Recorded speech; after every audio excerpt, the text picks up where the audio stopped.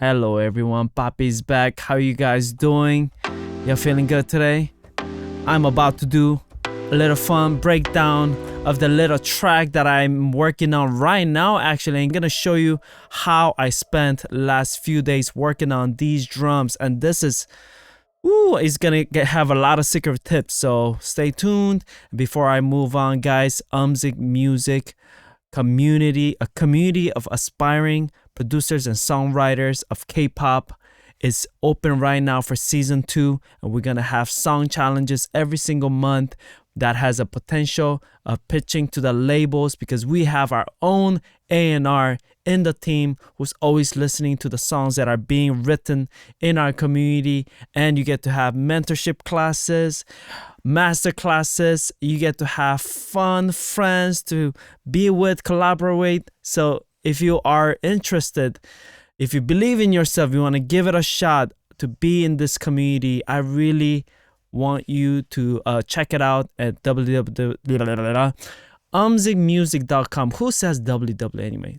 That's from the 90s, and I'm from the 90s. But anyways, shall we get to this? So yeah, I am going to be breaking down. I'm just gonna solo the drums and show you what I wrote.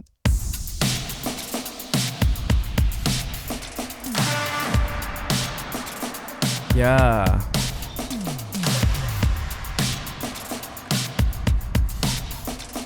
Really a lot of details. So when it comes to making something like this, I'm gonna start with the kick. But my kick, the very first initial one, has to be very solid. See, it has a lot of character already in it, right?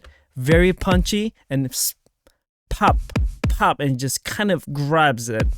And then I'm layering this with this. See how that instantly makes it more ambient, bigger, stadium style, right?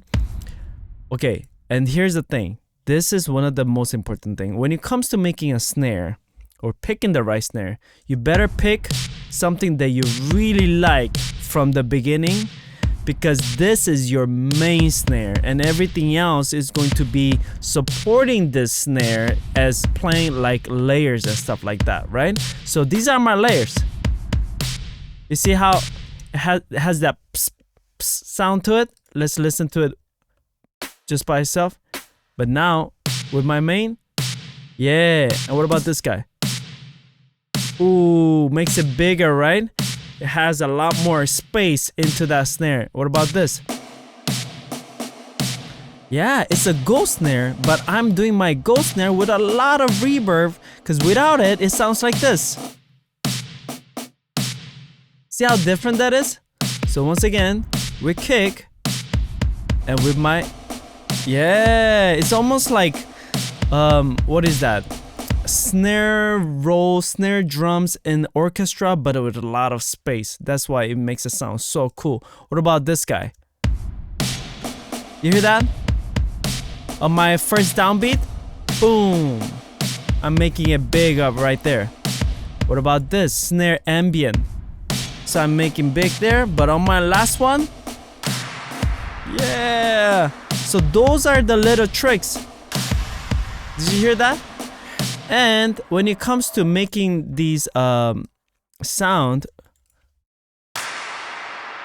see, my first initial one is different from this one. This is more clappy, but this one is more snare. So details to make it colorful, fun, and good and smashing. Okay, there's a lot of tops that I'm doing. You guys know what I'm talking about by tops, right? These are basically all my tops. Not snare, hi-hats, shakers, loops, percussion, and all that. So how do you know what to start with? So for me, I'm starting with, for example, something like hi-hat. Let's start with the hi-hat. So my hi-hat is doing 16 notes, but this guy is doing another layer, but is the shaker effect. So it's a little bit of different color, so you can add to it. Make sure the frequencies are not fighting against each other though, right? What about this guy? See?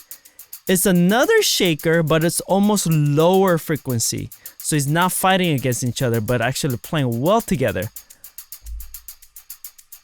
Huh? What is... No. I don't even remember putting this, but this is...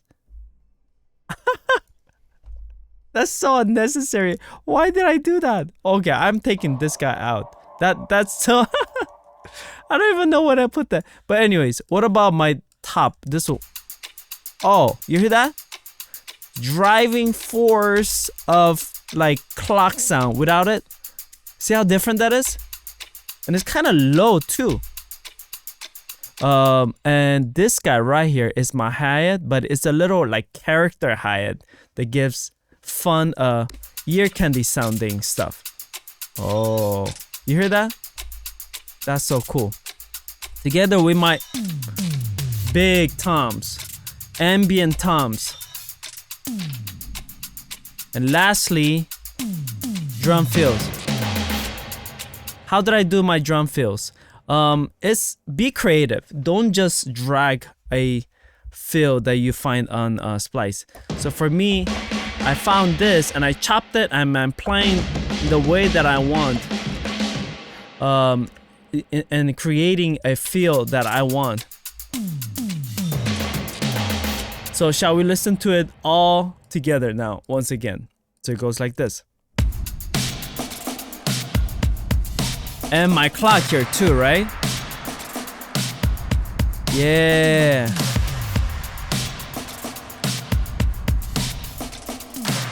So cool. I love it. It's just big.